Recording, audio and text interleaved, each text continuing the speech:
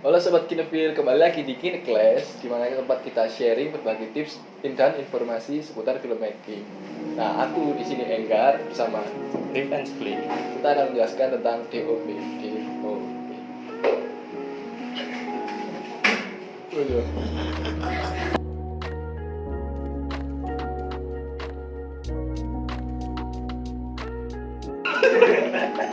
Atau lagi kan ya biasa ya.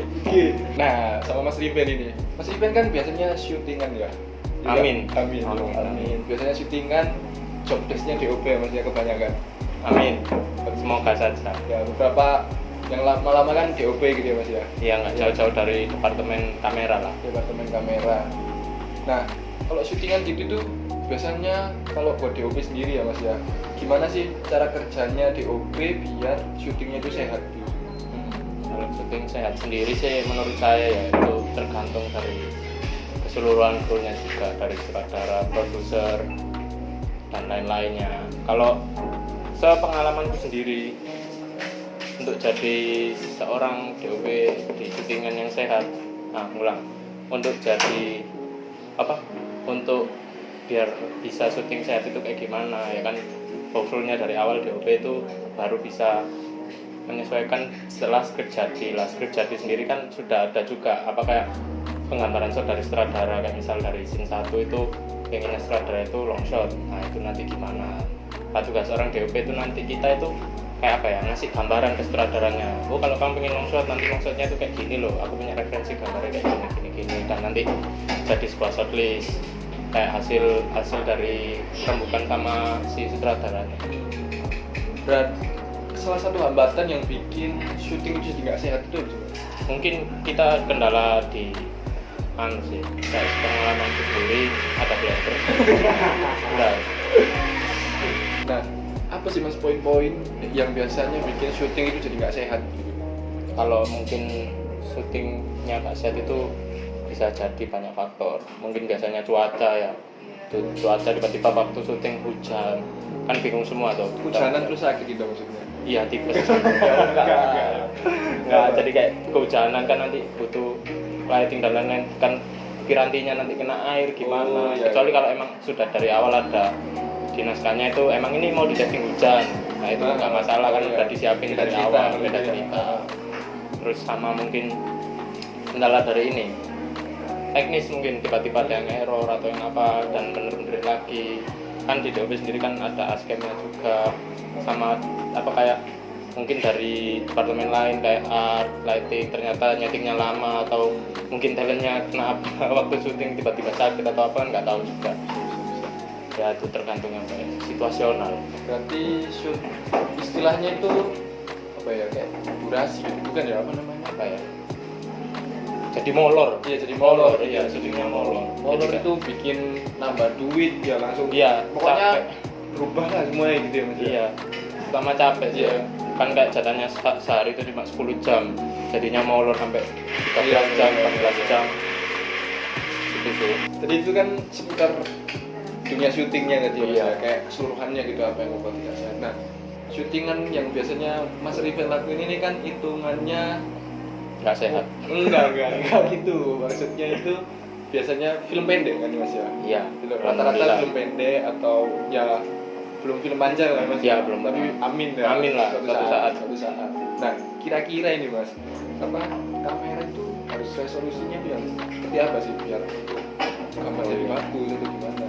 Mungkin kalau aspek dari kameranya sendiri, resolusi itu tergantung kebutuhan sebenarnya. Kebutuhannya sutradara atau yang lain. Cuma kalau aku sendiri, kalau dari konsep kayak gitu tuh nggak muluk-muluk mikir itu dulu. Cuma aku lebih mikirin kamera sendiri ini aku bayanginnya sebagai mata penonton. Jadi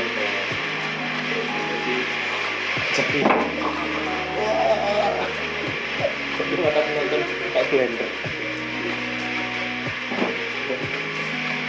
Film kan ditujukan untuk ke penonton, jadi ya gimana caranya buat penonton itu nyaman dan lebih jelas lagi dalam video. Dan itu semua kan juga tergantung itunya juga urutan-urutan dari yang diinginkan oleh sutradara. Jadi agak apa ya, bermain mungkin logika sedikit lah. nggak paten ya, Nggak resolusi, paten. nggak paten Ya resolusi tergantung, kalau bisa ya sejernih mungkin Ya, lah. sih. Tapi kan kadang juga ada film eksperimental yang Oh iya, emang tujuannya kan ya. tujuannya kayak Tergantung gitu. dari tujuan. Kalau misalnya pengennya film eksperimental ya berarti kita misal bikin sebuah film eksperimental, pengen POV tumbuhan ya. Emang dari sudut tumbuhan emang kayak gitu, Ya, jadi nggak bisa gitu. lagi. Ya. Jadi ya paten lah intinya. Nggak paten, Paten. tergantung aja, Hmm. tergantung masing-masing lah pengennya kayak gimana. Nah, kalau penggunaan kamera itu apa aja sih selain resolusi? Aspek-aspek apa aja yang harus diperhatikan gitu selain resolusi? Mungkin kalau teknis ya, kita kan bicara tentang pengambilan gambar. Pengambilan gambar sendiri kan dari kayak apa ya, ibaratnya ada kayak pengertian itu melukis cahaya. Nah, yang kita utamain dulu itu adalah aspek tentang pencahayaannya dulu. Jadi kayak gimana dulu dari awal konsepnya, saya ingin buat gambar seperti ini. Nah, untuk gambarnya itu tentang misalnya ruangan kecil dengan cahaya yang minim lah, itu kan pasti otomatis untuk penggambaran cahaya di ruangan itu sendiri itu kayak gimana lah. Kalau sudah nemu pencahayaannya seperti apa, nanti mungkin kalau di kameranya sendiri kita mengatur kayak histogram, kita lihat metriknya, maksudnya pas gelap terangnya, lalu kita lihat sebenarnya untuk cahaya sendiri cahayanya seperti apa, seperti ini apa sudah pas dulu, kayak gitu sih. Mungkin kan tergantung juga nanti pengennya sutradara itu di gambar ini tuh sedramatis apa atau kayak gimana. Jadi segitu pentingnya cahaya ya berarti. Penting Utama ya. Iya, penting banget. Kalau biasanya gini malah ada kekeliruan menurut saya sendiri ya, jaket saya sendiri itu kayak kameranya bagus tapi lightingnya nggak mumpuni. Nah itu menurut saya malah kayak mending kameranya biasa tapi lightingnya itu kayak lebih lengkap gitu loh, sesuai dengan gambaran mood board dari ceritanya itu kayak gimana nanti cahayanya gitu. Ini banget lah pokoknya cahaya itu. Jadi manusianya juga berpengaruh. Ya berpengaruh, SDM itu berpengaruh untuk masalah kayak gitu-gitu kan. Saya sendiri juga kalau dibilang kayak gini ya masih awal-awal, masih belum berpengalaman banget, cuma ya Tapi sangar. amin, nggak kayak lagi antusias saja, cari-cari iya. belajar, cari jadi ya masih cari ilmu juga masalah itu. Benar. Nah, untuk cahaya ini ya, kan di kameranya ada lensa. Itu Iya. lensa itu juga berpengaruh nggak sih di cahaya gitu? Apa sih perbedaannya lensa-lensa gitu? Ada lensa fix, ada lensa nggak fix, nggak jadi, lensanya nggak jadi, nggak fix. Nggak apa itu? Mungkin kalau lensa ini kalau di pencahayaan sih itu nanti apa ya ada beberapa apa itu kayak pengaruh kecil, cuma kalau lensa ini sesuai dengan kebutuhan ceritanya sendiri. Kita ingin menceritakan apa pakai lensa ini, misalnya kan ada emang aku sengaja close up tapi aku ingin pakai lensa wide, jadi kan kayak kesannya lebih apa ya, keadaan genting menekan gitu loh. Kalau di close upin kan kayak wajah kita kan semakin ini sih, Kalau pakai pipi. lensa wide. Iya, kalau pakai lensa wide itu lensa kita semakin pipi dan apa ya, sesuai aja sama kebutuhannya, sesuaiin aja sama kebutuhan. Kalau untuk efeknya sendiri di cahaya itu mungkin nggak seberapa ngaruh. Mungkin kan di lensa kan ada kayak batasan itu bukaannya atau diafragmanya ya, kan ada kayak lensa konstan sama yang nggak konstan. Yang konstan kan biasanya kayak bukaannya paling rendah di bukaan 4 atau 1.8 misalnya kayak gitu lah. Itu membantu kita banget. Kita juga kalau misal dalam keadaan minim cahaya kita bisa memperkirakan aja itu dipakainya seberapa biar apa itu sesuai lah dengan yang dipingin kayak gitu. Nah, macam-macam lensa sendiri itu apa aja mas yang paling utama biasanya dipakai gitu? Mungkin kalau Syuting gitu. dari aku sendiri ya, kalau misal aku syuting ya misalnya amin aja, Amin. itu mungkin misal sutradara kita udah reng-rengan masalah dana dan udah jelas tentang naskahnya nanti sosoknya itu seperti apa sama sutradara itu nanti gimana, itu nanti kita list aja dari keseluruhan. Itu yang penting itu pakai lensa apa aja. Misalnya kan minta pengambilan cuma dari keseluruhan naskah itu cuma medium shot, long shot, close up kayak gitu itu aja ya.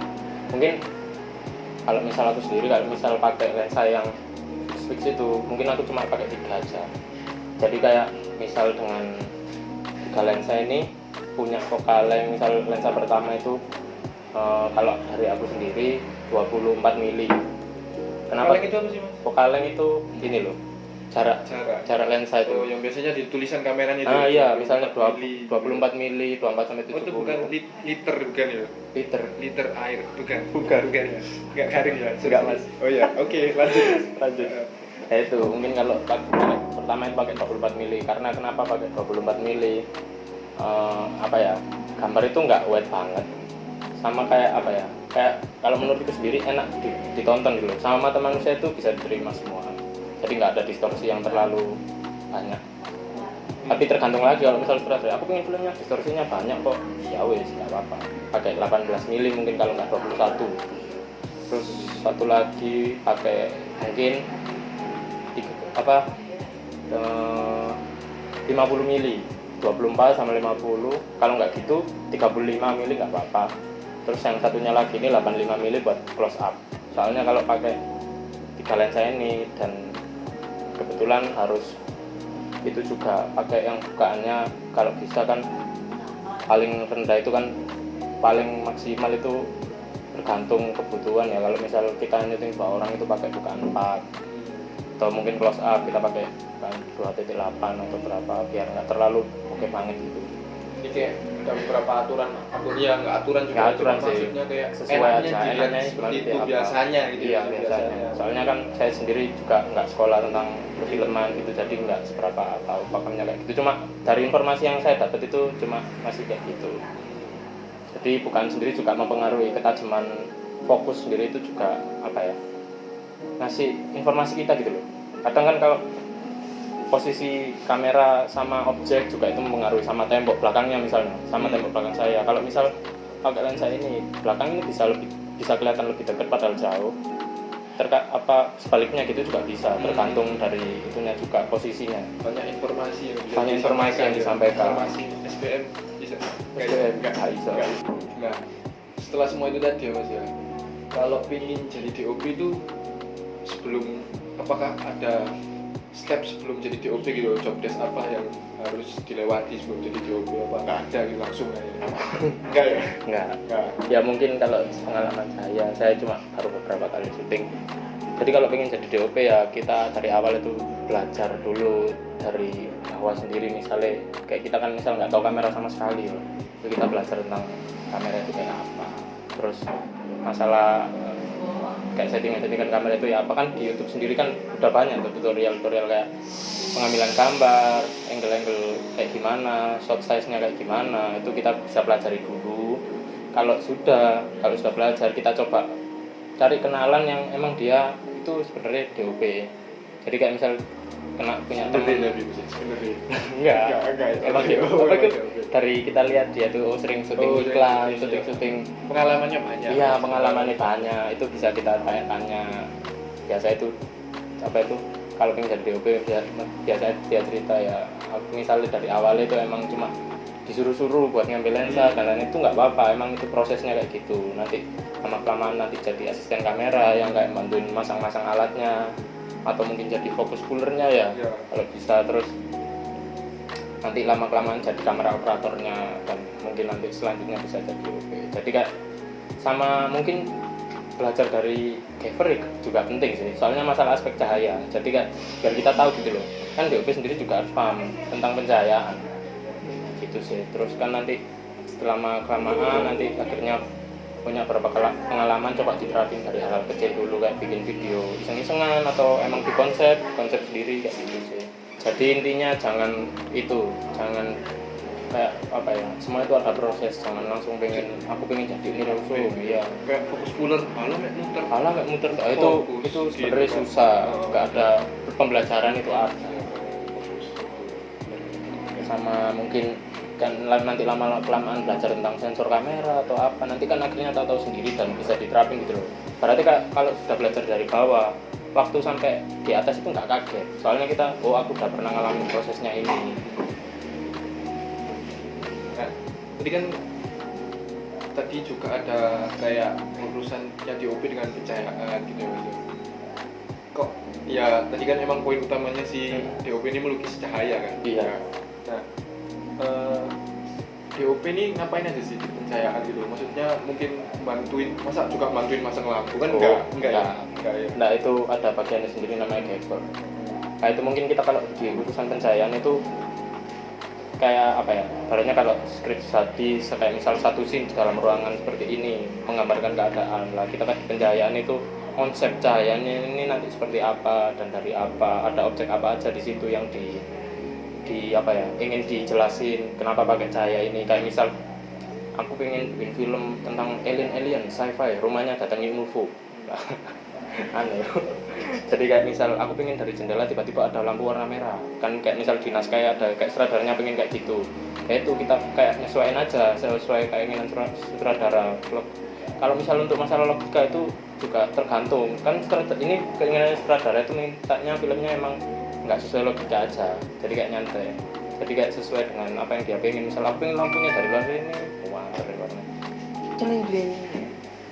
Nah, ya kayak misal sutradara itu pengennya kayak gitu, nggak sesuai dengan logika. Jadi kayak misal aku pengen dari luar itu pokoknya lampunya warna merah, dunia ini sedang kacau, misalnya kayak gitu.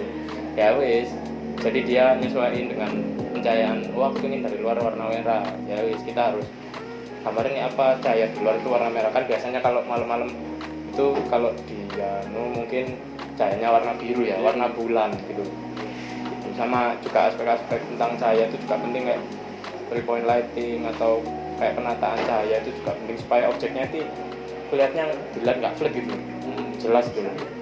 Kecuali emang gambarin keadaannya emang mati lampu, mati lampu. Ya Tapi enggak, mati lampu kadang juga ada lightingnya, lightingnya ada tipis-tipis kayak misal lighting dari bulan gitu. Ya, masa yo mati nyel gitu kan, ya enggak mati mungkin nggak kelihatan gitu kan. kelihatan tetap ada cahaya tapi tipis sekali mungkin. Kalau jadi kan apa? itu tadi light lampunya ya, lampunya secara lampu. Kalau di kameranya sendiri itu yang diatur apa sih biar Oh ya, apa ya, kan nanti kalau katanya ISO-nya ketinggian noise Oh, gitu iya, kan, iya. padahal terang kan, Padahal terang. maksudnya, ya. ya kayak mungkin pengaturan dari ISO, shutter sama diafragma itu. Kayak mungkin kalau dari ISO sendiri kan zaman sekarang ada kamera yang canggih-canggih yang punya dual native ISO yang mungkin sampai berapa itu, misal sampai 10.000 itu masih nggak noise, itu juga ada. Tapi kalau bisa ya sesuai lah, maksudnya kan kalau bisa ya cahaya ini mumpuni gitu loh, Iya. biar nggak noise dan ISO-nya ISO-nya lah iya ya. nggak terlalu Iya. besar banget Iya. gitu. Terus mungkin juga dari apa kayak diafragma sama shutter kan juga ada kayak sebenarnya ini pakem nggak pakem masih belajar juga sih, kayak masalah misal kita pakai 25 fps ya, kalau bisa pakai 50 shutternya 1/50 kayak gitu. Terus mungkin ya sama white balance mungkin juga perlu diatur juga, nyesuaiin apa ya biar nanti editornya dulu waktu online editing itu kok masa setiap ganti scene. ganti scene kok white balance-nya berubah-berubah. Nah itu harus kita atur juga, jadi kayak nyesuaiin biar white balance kan artinya apa ya, putih seimbang, jadi menyeimbangkan warna putih biar warna putih gitu loh.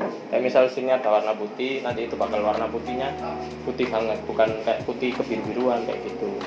Terus mungkin kalau sudah ngatur shutter sama diafragma lah, diafragma ini kan sendiri gantung, diafragma kan kayak ini cakupan dari lensa tersebut, kayak fokusnya nanti itu berapa. Kayak misal kita pakai diafragma 2.8 itu nanti fokusnya cuma satu individu aja, yang di sini misal jaraknya cuma segini, fokusnya cuma saya sampai sini aja kayak gitu. Terus mungkin juga dilihat dari metringnya itu yang di bawah itu loh, biasanya kalau ada +1, +2, -1, -2 lah, itu biasanya itu tergantung dari itu apa picture profile juga ngaruh, kayak S-Log dan lain-lain, itu ada settingannya sendiri buat itu. Mungkin kalau bisa itu malah kayak gini, lebih baik keterangan, soalnya bisa di reduce sedikit waktu editing daripada kegelapan, soalnya kalau gelap banget dinaikin itu jelek. Kalau dari saya sih kayak gitu. Mungkin ya kayak dilebihin plusnya +1 atau +0,7, atau mungkin kalau S-Log biasanya +2 langsung. Banyak yang perlu dipelajari ya, banyak banget, dan saya masih belajar juga, jadi ya yang saya tahu cuma masih itu aja. Berarti kalau mau mencapai titik sempurna gimana caranya? Tiada kesempurnaan selain Tuhan kan? Tuhan. Allah Subhanahu wa Ta'ala. Oke. Kembali di dahulu. Tambah ya cahaya ya. Mungkin kalau cahaya itu juga kadang bermain logika aja. Kayak misal apa matahari terbit itu seperti apa. Lah, jadi posisi lampu matahari terbit jam segini itu kayak gimana. Jadi kita bermain logika cahaya aja, bermain waktu. Kan dengan adanya cahaya kita juga bisa jelasin keterangan tentang lokasi tersebut dan keadaan tersebut di gambar itu. Tanpa perlu ngasih tulisan. Tanpa perlu ngasih tulisan kayak masa siang pagi hari hari. ya pagi hari. Kamu nggak bisa lihat kan? Anjas. Ini kan pagi hari. Iya, itu sesuai dengan lampunya Iya. tadi kan. Jadi kayak posisi jendela di sini, berarti harusnya di jendela ini ada cahaya masuk dong. Masa dari jendela nggak ada cahaya masuk? Itu agak aneh kalau menurut saya. Nah, Udah. yes, banyak ya. Banyak. Kalian bisa lihat di YouTube orang lain. Iya. Enggak lah. Tapi Kalian di sini juga di sini bagus, juga ya. bagus ngasih pengalaman sedikit lah. Sponsor. Sponsor masuk. Bisa ya sponsor ya. Apa? Nggak mungkin kalau di YouTube kan sudah banyak sih masalah kayak gitu. Iya. Ya pelajari lagi aja. Nah, setelah itu tadi ya Mas ya. Kan syuting kan ya. Syuting. Habis setelah syuting hektik yang tadi katanya sehat dan tidak sehat gitu kan, jangan sakit tipes nggak tahu kan. Nah, Iya. DOP ku ngapain sih habis syuting? Nah, ngapa-ngapain ya kita mungkin lihat aja prosesnya setelah syuting. Ternyata kalau misal ini gambarnya itu gak aneh. Saya kira ya mana? Iya, kita kayak misal ada sutradara ini, aku pengen nambah gambar iki ya opo, pengen nambah aerial ya aerial footage gitu kan, aku pengen ini pegunungan po. Ya wes, kalau sutradaranya request ya nggak apa-apa, kita lakukan aja selama itu ada kemungkinannya Tapi sesuai perjanjian juga nggak sih? sesuai ya. Kayak dari awal itu emang kayak kalau misal nggak ada ya kita nego-nego lagi aja. Misalnya kayak apa sih pertimbangannya kamu mungkin nambah shot lagi? Emang ada misalnya ada yang kamu. sudah footage yang cukup ngapain? Iya, ngapain nambah lagi gitu. Buang-buang tenaga, buang-buang uang. Ya, segitu aja ya Mas Julian. Apa Iya. ada lagi udah? Mungkin kalau dari saya ya itu aja. Pesan saya cuma jangan patah semangat belajar. Walau kalian nggak punya kamera sama kayak saya, tapi jangan lupa untuk belajar terus. Kalau emang pengen tahu lebih lanjut gitu loh tentang dunia pengambilan gambar, kan di pengambilan gambar sendiri kan ada beda-bedanya sendiri. Kalau misal ngambil film itu pasti ya, masa ngambil film stylenya mau samain kayak ngambil dokumentasi. Oh iya. Nggak mungkin. Kalau misal dokumentasi ya emang kayak gitu, dokumentasi itu emang pengambilannya kayak gitu. Ya ada harus yang dipelajari. Yang Maksudnya referensi itu perlu lah. sama ya Edukasi dikit lah. Orang-orang juga ya. Iya. Ya tolong. Biar nggak apa ya, salah penempatan gitu. Dan kerja kreatif nggak angger buat. nggak anggar buat. Cuma itu ada kayak referensinya ini tuh jadinya kayak gini. Kalau misal kalian mau samain sama kayak bikin video dokumentasi, ya kasihan filmnya. Dokumentasi ini jadi after movie nanti. Oh iya. After movie. Disnatalis. Anjas. Nggak tahu sih. Oh nggak ada ya, kita yang buat ya. Oh iya maaf, 5 tahun lalu. Nggak nyuruh kournya. Mari. Bes. Nah, itu tadi penjelasan materi tentang DOP anjay. Nah, kalian yang masih bingung bisa tanya-tanya di kolom komentar sama apa tadi modul ya, Pak ya? Iya, ada modul. Modul. Kalau di kelas sendiri yang ikut Bina itu dapat modul lah, itu bisa dibaca-baca. Jadi, see you next video. Tapi nggak sama aku, jangan kangen ya. Iya, nggak sama aku juga, Iya. nanti ada lagi. Jadi, bye-bye. Bye-bye. Jangan lupa subscribe.